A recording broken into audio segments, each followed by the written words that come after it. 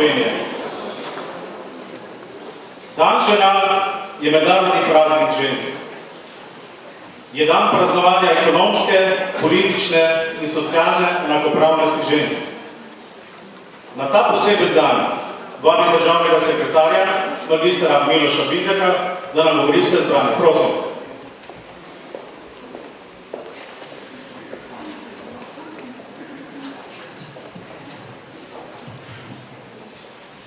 Drage dame, gospe, tovarišice, sodelavke, prijateljice, tudi letos smo se odločili, da ta dogodek počastimo na nek simbolen način. Dan žensk je prav, da počastimo tudi v naši organizaciji. Po nekem ključu sem ponovno prišel na vrsto, da vam spregovorim, in glede na to, da je najvišje v hierarhiji našega ministrstva ženska, torej ministrica, se mogoče tudi spodobi, da jaz rečem nekaj misli. Seveda je težko povedati nekaj, s čemer se bi vsi strinjali oziroma izrečeno tudi podpirali. Zavedam se, da je kar nekaj žensk, ki tega praznika ne priznajo, mislijo, da je nepotreben, celo nek relikt preteklosti, celo, da praznovanje takega praznika pomeni priznavanje neenakopravnosti oziroma diskriminacije med spoloma. Jaz seveda s takim stališčem se ne strinjam in tudi sedaj ni čas, da bi polemiziral, vendar do neke mere razumem in spoštujem tako stališče. Namreč, če hočemo, da drugi spoštujejo naše stališče, moramo tudi mi spoštovati stališče tistih, s katerimi se ne strinjamo. Mislim, da ni potrebno poudarjati na velik glas in velik zvon, da v naši organizaciji nimamo težav z enakopravnostjo med spoloma. Zato ne bom o tem govoril, ker to delamo. Nenazadnje to vidijo tudi drugi v državi in vidijo tudi drugi v svetu. Naj omenim samo, da smo sodelovali tudi septembra na razstavi v NATO-vih prostorih, ki je bila na to temo, in nekatere slike celo danes tu vidite, kjer so v prvih vrstah naše vojakinje, naše policistke, tudi naše predstavnice ITF-a. Seveda na slikah ni predstavnic URSZR-ja pa upravnega dela, vendar se smatra, da smo enako uspešni tudi tam. Celo mislim, da aktualna vlada nima težave z enakostjo med spoloma, to vidimo iz kadrovske zasedbe vodilnih pa tudi drugih delovnih mest. Spoštovane dame, če mi pa dovolite, bi pa to priložnost vseeno uporabil za mogoče eno prezentacijo enega moškega vidika na to zadevno problematiko oziroma tematiko, in po možnosti imam tudi prav. Dostikrat se sprašujem, kako je stvarnik, pa naj bo kdorkoli že, delil darove in pristojnosti med spoloma pri živih bitjih. In sprašujem se, da ni imel vedno istega načela. Če gledamo samo pri živalskih vrstah in pogledamo, kako je delil darove med moške primerke in ženske primerke, lahko ugotovimo, da je seveda moškim primerkom poleg fizično močnejše postave dal tudi elemente lepote. Tako vidimo leva, ki je zavit v grivo, vidimo petelina, ki se šopiri z lepimi perji in bujno rožo, vidimo pava, ki razširi svoj rep in privablja žensko populacijo k sebi zaradi svoje lepote. Nenazadnje vidimo jelena, srnjaka, ovna, ki bujnimi rogovi ustvarjajo tisk lepote in moči. Pri človeku tega ni naredil, ne vem sicer razloga zakaj, ampak tako je. Seveda se moški tega zavedamo, zelo dobro zavedamo, in tu smo najbolj ranljivi in tudi deloma včasih najbolj ponižni. Pri V človeku je stvarnik dal lepoto ženskemu telesu, ki je vir navdiha umetnosti skozi celotno zgodovinsko obdobje, v vseh civilizacijah, v vseh umetniških žanrih. Ne znamo si predstavljati umetnosti, ki ne opeva ženske lepote, ženske duše in ženske ljubezni. To so dejstva in spoštovane dame, mogoče bi kazalo opraviti tudi manjšo razpravo v zvezi enakostjo na tem področju. Vendar mislim, da mi danes ta trenutek bi to opravili nekoč oziroma drugič. Danes bi pa v imenu vsega moškega kolektiva, spoštovane sodelavke, vam povedal samo sledeče. Verite, da vas imamo radi, verite, da vas spoštujemo in da cenimo vaše prizadevanja za ustvarjanje boljšega, lepšega delovnega okolja in vsekakor lepših in pa boljših medsebojnih odnosov. Želimo in želim vam, da se bi še naprej počutile med nami varne, počutile spoštljive in seveda ljubeče. Spoštovani moški kolegi, nič za to, če nismo najlepši, pa če tudi praviloma nimamo rodov. Vseeno, bodimo srečni, da smo med našimi damami in naredimo vse, da nas bi tudi dame nas tako imenovali kot mnogi. Spoštovane, želim vam še naprej lepo praznovanje in seveda vse najlepše. Hvala.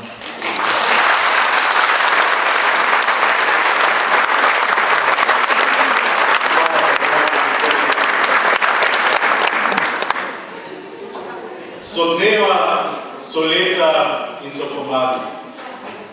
Ko se imamo preprosto radi. So trenutki, ko je treba na novo začeti. In so ljudje, ki jih je treba preprosto samo objeti. Ta svet je lep, če nekomu nekaj daš. Ta svet je lep, če nekoga rad imaš. Če stisneš roko komu, ki ga kaj boli. Ta svet je lep, če si človek do ljudi. Izvolite, fantje.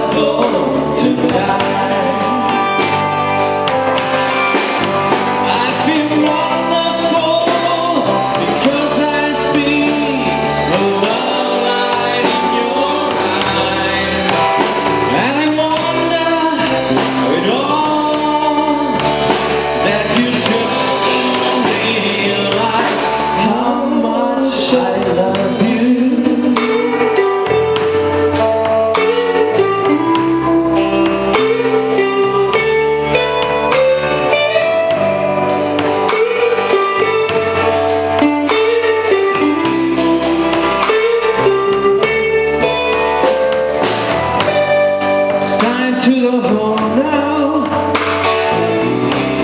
but I've got a aching head. I gave her the car keys, she hands me to bed, and then I tell her, oh, as I turn up the light, say my darling, you were wonderful tonight. Say my darling, you were wonderful tonight.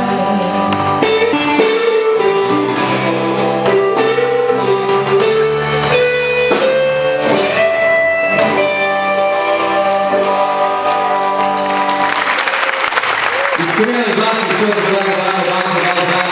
vse reči poznanje tisti verzi glas, naj vas možje in partnerji razvajajo vsak dan v letu, ampak naj danes bo res poseben dan, tako da upam, da ste začutili nekaj lepega z naše strani. Imamo še eno dobro nalagarjo, potem, ko bo Aleksandar še nekaj lepega povedal.